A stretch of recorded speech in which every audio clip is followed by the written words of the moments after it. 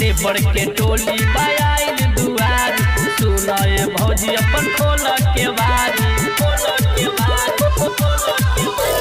देवर के टोली बाइल दुआर सुनाए भौजी अपन खोल के बारी चलता फागुन महीना होली मनावे देगे भौजी चलता फागुन महीना होली मनावे देगे भौजी भीतर में डाली है भैया ऊपर लगावे देगे भौजी भीतर में डाली है भैया ऊपर लगावे देगे भौजी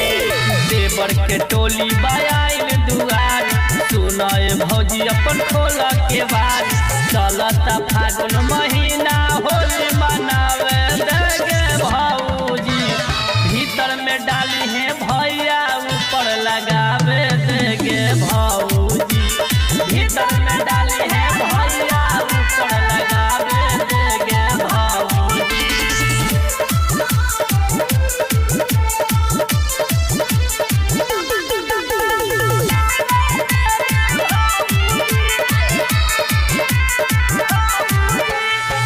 रंगवा गुलाल लगावाला दुनो गाल में देवरू के लाला सा पूरा दही साल में रंगवा गुलाल लगावाला दुनो गाल में देवरू के लाला सा पूरा दही साल में जोबन परोगन होली के तन चढ़ावे देगे भौजी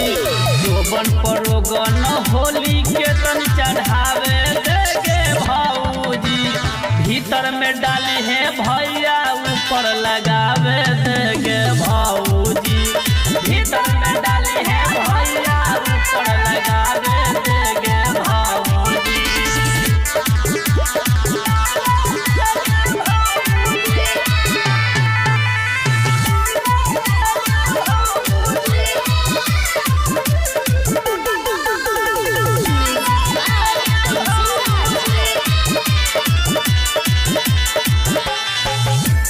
तने उमेश पप्पू के बड़ुए विचार हे संगे अपन फगुआ के लूटे दलहार हे भौजी तने उमेश पप्पू के बड़ुए विचार हे संगे अपन फगुआ के लूटे दलहार हे सारी भीतरिया गाड़ी पिछाड़ी भिजावे देगे भौजी सारी भीतरिया गाड़ी पिछाड़ी भिजावे देगे भौजी भीतर में डाली है भोलू ऊपर लगावे देगे भौजी भीतर में डाली है भैया ऊपर लगावे